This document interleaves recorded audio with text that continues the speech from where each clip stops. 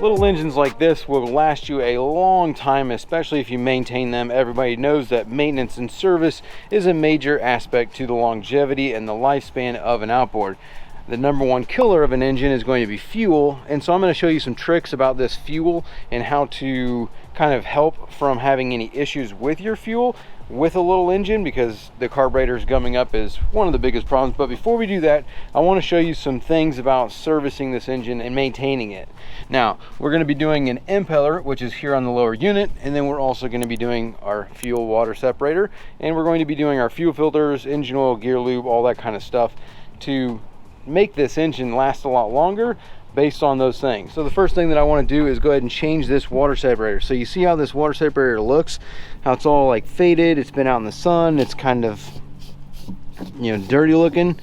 I don't know what was on here, like plastic or something on this filter.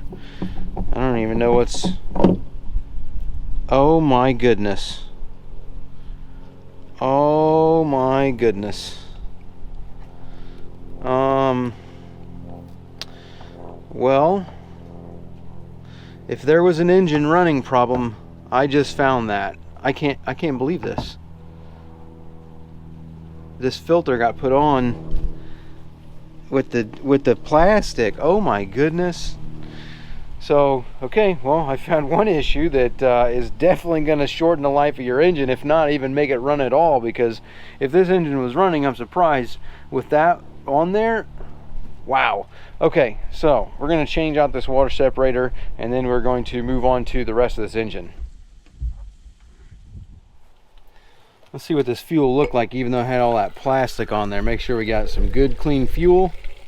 Okay, we got good clean fuel, no water, not a whole lot of dirt, so I don't think this has been running for very long. Again, had that plastic on there, so who knows, but let me go ahead and put our new filter on there. I'm gonna put a little bit of grease here on the O-ring, make it easy to come off later.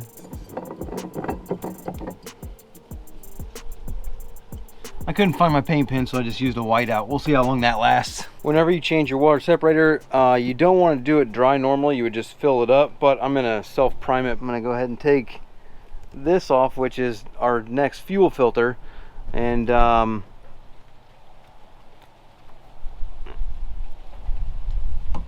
have to get out the tool to take that off. So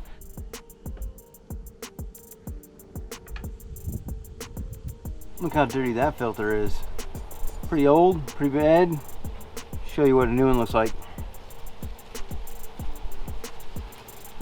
See the difference? Now when we put the new one on, we're just gonna stick the filter down in there. But what we want to do, we're gonna take a little bit of grease and put it around these threads here, so that way next time it's not as difficult to take this thing off.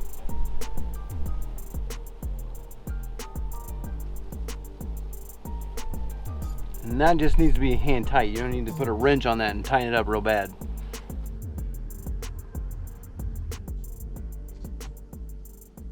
You always want to make sure you prime this water separator back up. Don't just leave it empty, or else you might run out of fuel. Normally you just fill it up before you put it on, but and that takes care of our fuel system, which is just your water separator, fuel filter. Both those are changed. That is pre-filled, so we're not going to be airlocking our system. Now we're going to be going back to the fuel because of the main problem with that. But before we do that, we're going to go ahead and change our oil filter, our thermostat, and our spark plugs. So right here we got 2 spark plugs, and you just kind of move this and pull that off. Move this one and pull this off.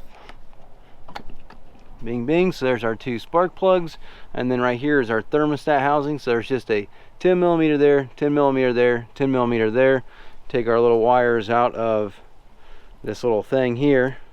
Those will come off with our housing. And then also our filter here, we need to get a filter wrench put on here, take this off.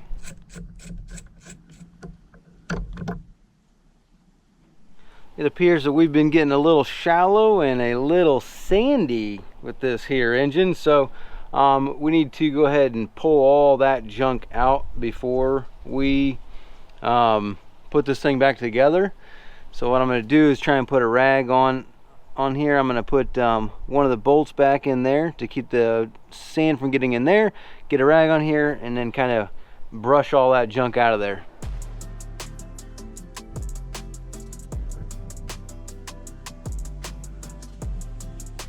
Here I have a little bit of lime away. It's going to work on the lime, calcium, rust, and I have a plastic bristled brush. So that way I can squirt some of this lime away in here. Let it do its job, and then I'll come back in a couple minutes and just hit this up with my plastic bristled brush to clean a lot of this junk out of here. Get all that calcium and lime and all that buildup off of there.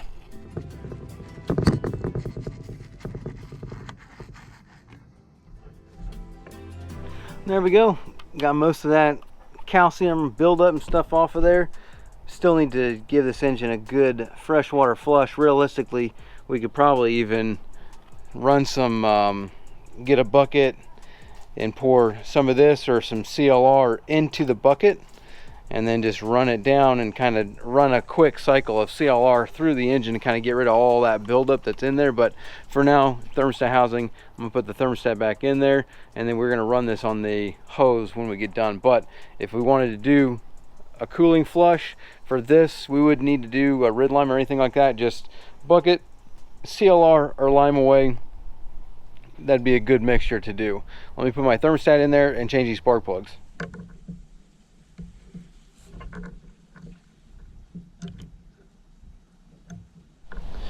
Grease up your bolts so that way they come out easy next time.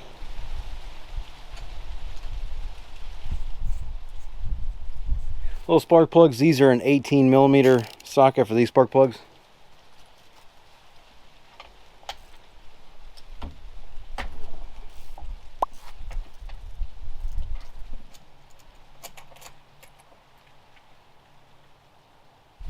Plugs still look fairly good, but got a good clean burn. There's probably maybe like 100 hours on these, but they are from 2017, so we're gonna go ahead and change these because this has never had a full service. And we're going to put a little bit of anti-seize on these spark plugs. This is a new bottle, so it's kind of got a lot on there. We do not need near that much. Just need to put a little bit of dab right there, and that's plenty.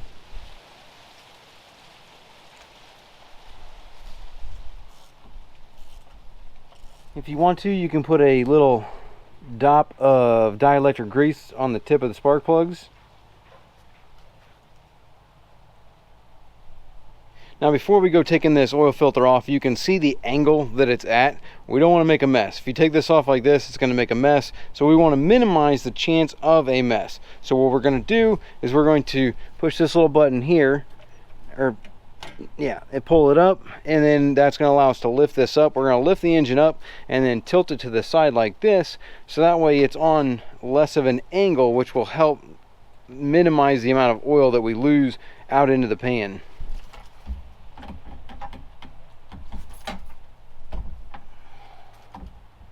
Just like that. So now we've got an angle with it pouring down like that. And realistically, if you wait a little bit or even put a hole in this filter, it'll help drain it out, because as soon as you take this thing off, it's going to be dumping oil. Okay, so we have stuffed a rag in there to minimize the damage. We're just going to crack this filter and see if it starts to come out. If it starts to pour out, then we're going to tighten it back up and make as little of a mess as possible here.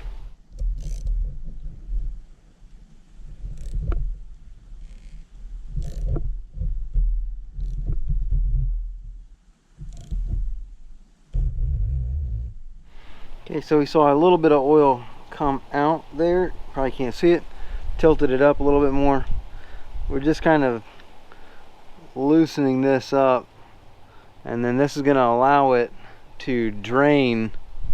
It's going to allow it to drain the oil down into the engine, minimizing our mess. Really, again, like I said, you could pop a hole in here and let air into the filter and let the oil pour out.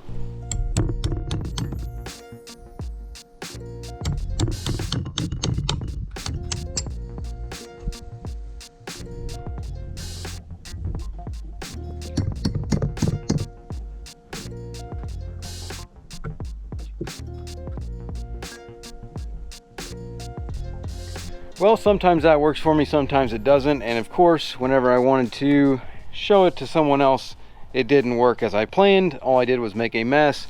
Got it all cleaned up though, not too worried about it, just a little bit of oil. I got most of it all cleaned up, caught most of it in the rag, so that's why we use the rag. But yeah, sometimes, I don't know why it wasn't draining. Sometimes you can pop a hole in the end of it and tilt it up like that and it drains out fairly quickly, but this time it did not, so that is okay. I'm not making a big mess, catching everything anyway. Now, I'm gonna put a new filter on there. I just need to get the oil and put it on the O-ring, so let me do that. Now these oil filters come with plastic and it's already got it lubed up with grease. A lot of people say, oh, don't use grease on your oil filters, but wouldn't you know it, it comes from the factory with grease on there.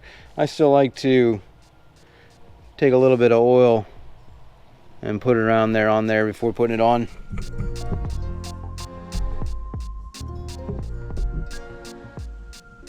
Okay, so we got our oil filter changed, thermostat changed, spark plugs changed. Now we can go ahead and drain our oil and drop our lower unit. I might as well drain the gear oil while I'm here, draining the engine oil. Just need to drain it into this pan here. Here is our oil drain right there. I'm gonna show you where you guys can drain that out without spilling a bunch of it. I'm gonna get the oils draining, but I don't know what this is. This was in here like that. So in our oil filter here, we had this thing, and I don't know what this thing is. Maybe this is something new, different to 25 horsepower engines. So I'm gonna go investigate what the heck this is and let these drain while I'm figuring out what that is. We have good clean gear lube, no water intrusion, nothing like that, so it will be good with our lower unit. But yeah, let me go figure out what this little thing is. Oh, and I like to take these off immediately when I take them out and put the new ones. I'll take these out, throw them away, and put the new ones on the screws right now, so that way you don't ever forget them and you know you've changed them. So this is a 14 millimeter, and what I like to do is I take an old box like this. This is the oil filter box that we got. I'm gonna take this thing apart and just take one of these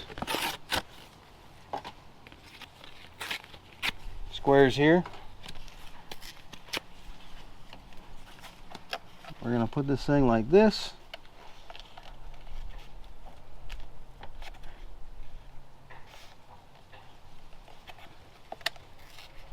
Take the end of it off.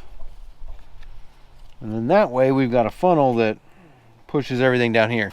If it doesn't stick like it does nice and neat here, then you can take some painter's tape and tape it on there, but this should work good.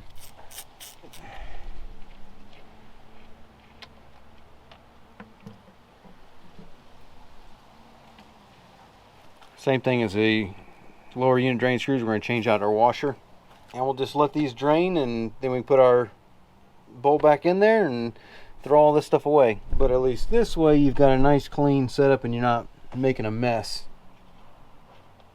Well, I have no idea what that piece is still, so I'm just moving on with doing our normal service here. I'm going to pump up our gear lube.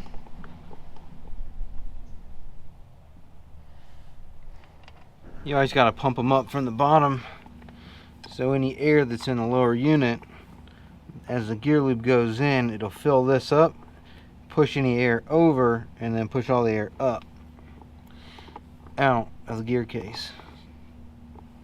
Got some gear lube coming out the top here. Now we can let this sit for a couple of minutes just so it can work any air that got pumped in there. It can work its way out, or work its way up, I guess you'd say.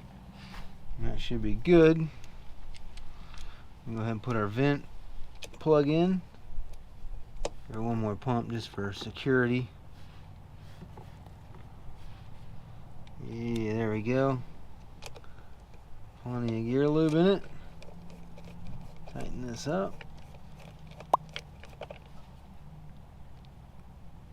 Tight. Now, you need to do this one as quickly as possible.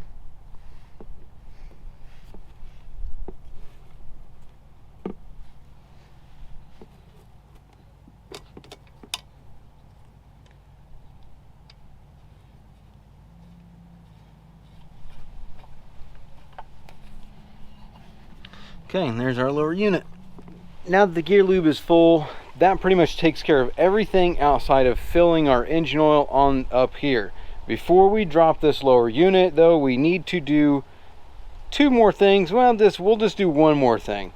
That is to make sure we grease everything. So part of the problem with these little engines is stuff like this starts to get sticky. The steering system gets sticky. So like right here, you can see there's no grease or anything on that. What I like to do is, this is where Moly Lube comes in. We're going to take a little bit of Moly Lube, not a lot. Same thing for this. Realistically, I'm going to take this zip tie off, spin these out, grease them, and then spin them back in. We're basically trying to make sure that everything that is moving stays moving. So take a little bit of our Moly Lube. We're going to just paint some on here like this. Now paint a little bit on down in the bottom. And then we're going to run this through. And then we're going to run it back through the other way. Run it through. Back through the other way. And actually we'll take it the other side and put some on the other side as well. That way it works its way up in there. And it stays moving.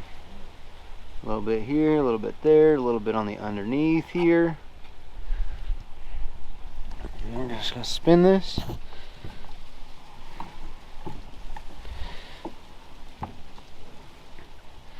Much better, much better. That's going to keep that flowing nice and easy.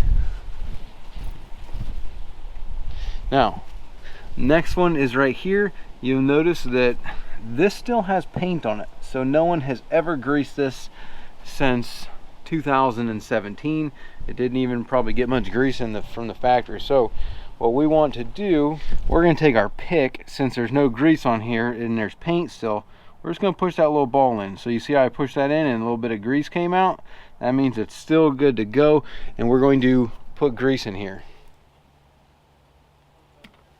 Okay, now it didn't take much grease, just 2 pumps, and you see how it squirted a bunch out right there. We're just going to take our finger in here like this, wipe that off. See that grease? That's all gray and dirty. Just trying to get that off of there. Get rid of that.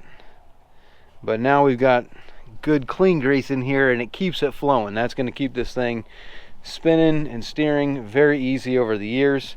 Now let's tilt this thing up and hit one more spot. So up in here, it's going to be kind of hard to see it, but well, just look at this piece right here. See how it's kind of like rusting, and you can see it's kind of dry. Same thing for like this spring, and then up where that spring goes, all that stuff, you kind of want to get some grease, oil, something on there.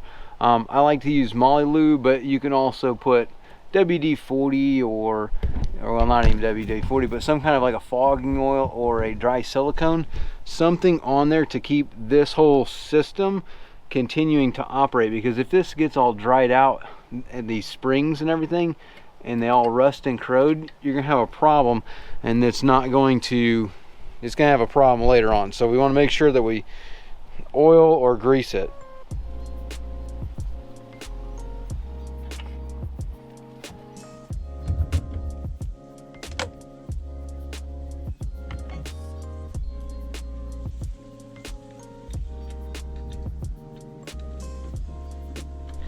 And while you're here, now that you've got those kind of grease up, you can get the excess grease off of there, come up here and kind of grease this stuff up in here, which is your cables.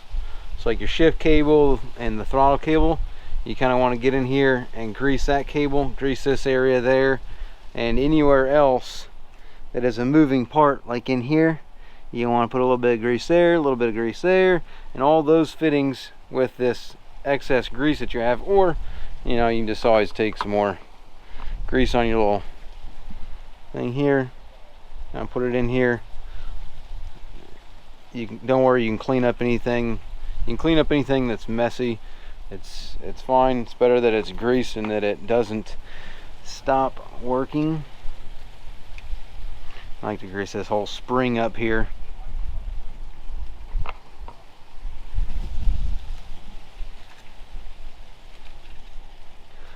that thing doesn't rust. There we go. Beautiful. And then anything extra, any of the extra grease, you can just come back and kind of wipe that off. But at least that keeps that cable from rusting, getting stiff, getting stuck, anything like that. Now that we got everything greased up, we might as well go ahead and clean all this up, fill the oil. I'm going to spray some heavy duty silicone on the engine. This is good stuff. Just kind of give it a good spray around on all your parts.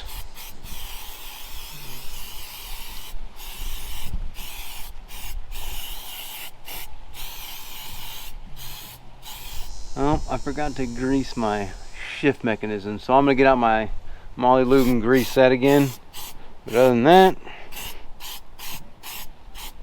okay, now I can just fill my oil.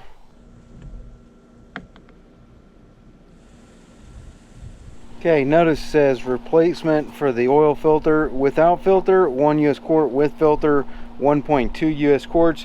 I put a whole quart in there, but before you do anything, you always want to check it because there's always residual oil in there.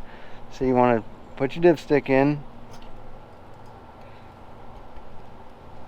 and check to see where you're at on the dipstick. So we're right about the middle, so we're going to add a little bit more to top it off to get it up to about the middle upper section of the hatch marks. That way when it fills the oil filter up, it'll still have plenty of oil in it.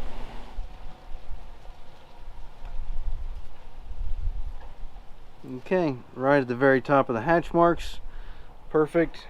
So now when it fills up, it'll fill that filter up. We'll be good to go. Now that that's all done, I'm gonna go ahead and put the cowling back on the top of it, and we'll drop this lower unit.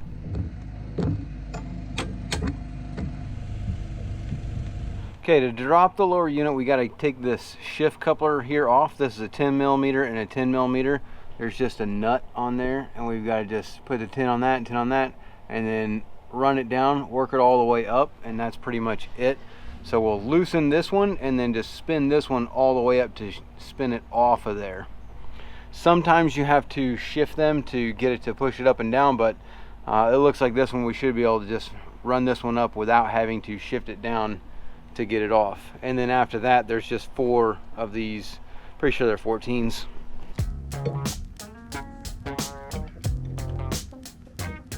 Okay, that was super easy. Now what we're also going to do, now that we have this off, whenever we get the lower unit off, we're going to undo this, take it off, grease that up there, all those splines and everything, and then put it back on, so that way it comes off just as easy the next time we do this.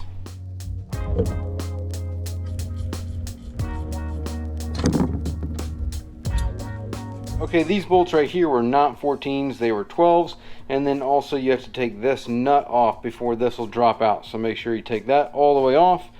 And now what we can do is take these 10mm off, and we'll pull this water pump housing off and put a new housing on there. We just got the repair kit, so it's going to come with the impeller, all our other stuff that we need, and we'll change out the impeller. Very easy job to do.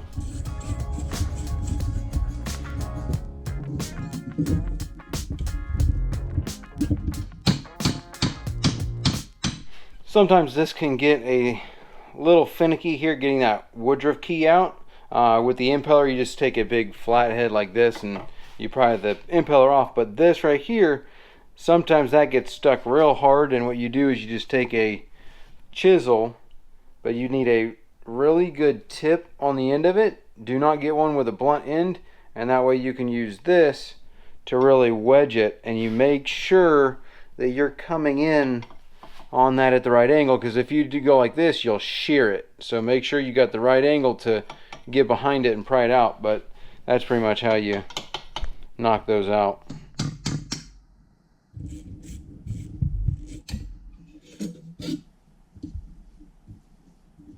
I personally like to grease up that drive shaft seal, because it helps to keep that screen or the spring from rusting and failing. So just packing that with a little bit of grease, I like to do that. Some people don't like. And then I'm also going to grease this right here where the keyway goes in. I'm going to grease that, stick the keyway in, and then we'll slide our new impeller on there.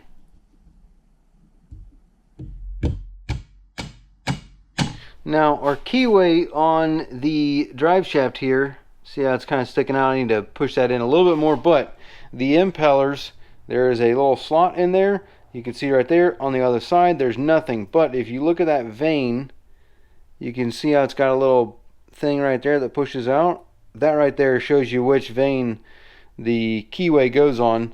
But we're now just going to slide this on there. I like to grease this up pretty heavily because, as you saw when we took it off, how rusty all this stuff was. That was all rusty. Also our keyway was all rusty. So if that stuff's all getting rusty there, putting some grease on there might help to prevent that a little bit.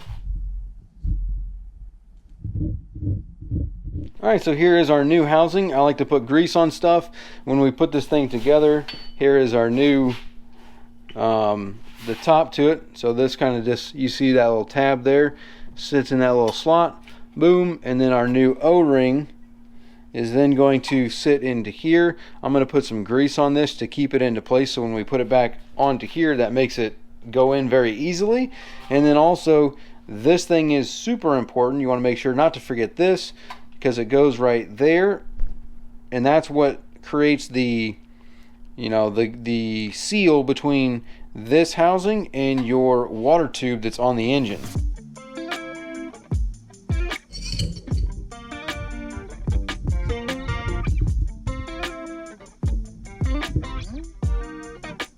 You see how that little nipple sticks out on this side and on this side? Make sure that they are both sticking out when you put that on there, because if you do not have those sticking out, if it's like pushed in a little bit, which it can, that's going to create you problems, because it's going to close this off, and when the water tube goes on there, it'll block the water flow and you will overheat the engine.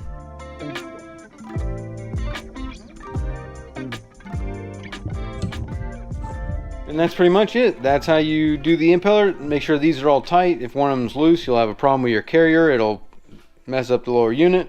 Now, I'm also going to take this cotter pin off, take this nut off, and I want to grease the prop shaft and the where the thrust washer is, and then also where the prop shaft seals are, just because you want to make sure that those are, you want to make sure that they're greased, so that way when you need to take the prop off, you can take the prop off.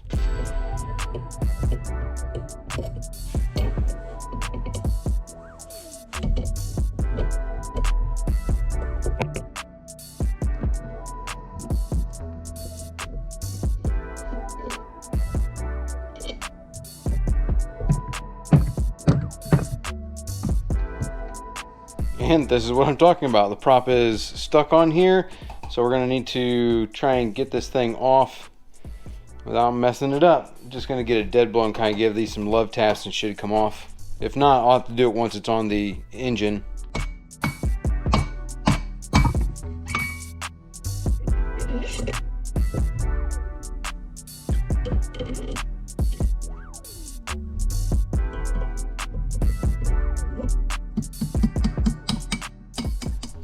That's got a broken bolt there.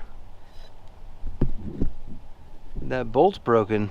That's why this thing fell off.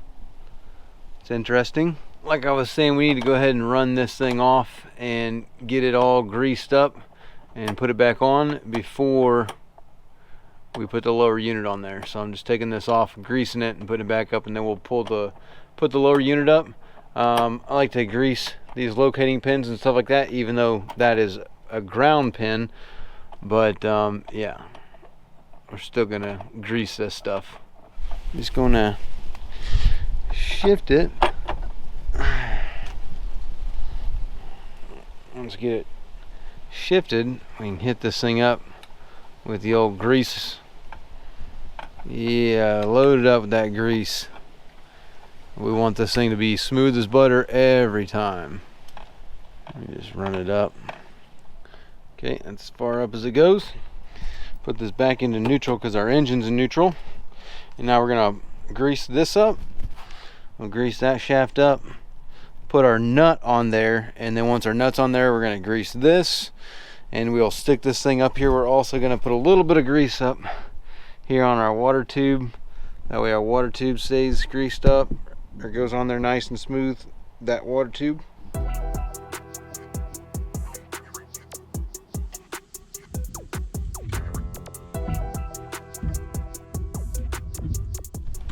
Sometimes if it won't go up, you can shift this into gear, so that way you can grab the prop shaft, and when you spin the prop shaft, it spins the drive shaft, and when we spin the drive shaft, we can align the splines into the power head. So that's what I did there.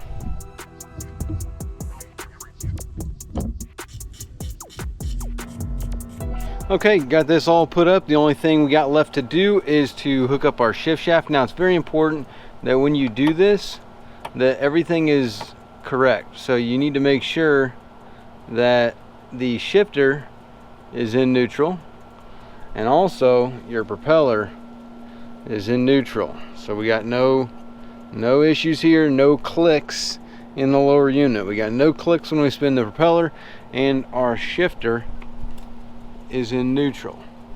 Two very important things. And now we can just kind of line this thing up and spin it down until it starts to thread onto our shift shaft. I like to do it by hand first, so that way you know you're not cross-threading it. And then once you get it started, then you can come back with your wrench and tighten it on up. You know, go down like 4, 5, 6 threads, and then you can tighten up the other nut. So that's probably good enough. And we'll bring this one up, and then we'll just tighten these two together, and that'll lock that up. Now that is pretty much going to take care of the maintenance side of things, but back to the fuel issue. The best way to combat the poor fuel quality and having a fuel issue with a small outboard is to use good, clean quality fuel, and to make sure that if you let the engine sit for a while, to put an additive into the fuel system, being like a adrenaline or a Sta-Bil or something to stabilize that fuel. And then if you're going to let the engine sit for longer than say 3 months or something like that, when you go to store the engine, what you need to do is just unhook the fuel system while the engine is running. If you unhook the fuel from the engine when it's running, the engine will run out of gas, which will consume all of the fuel that is inside the engine, the VST, the carburetor, whatever it is. So now as the engine sits in storage, it's not going to be sitting there gumming up and causing you a clog and a problem with your carburetors, your injectors, and all the other aspects of your fuel system, because it is going to have treated fuel in it, and it will empty out all the fuel that's in there if you unplug it.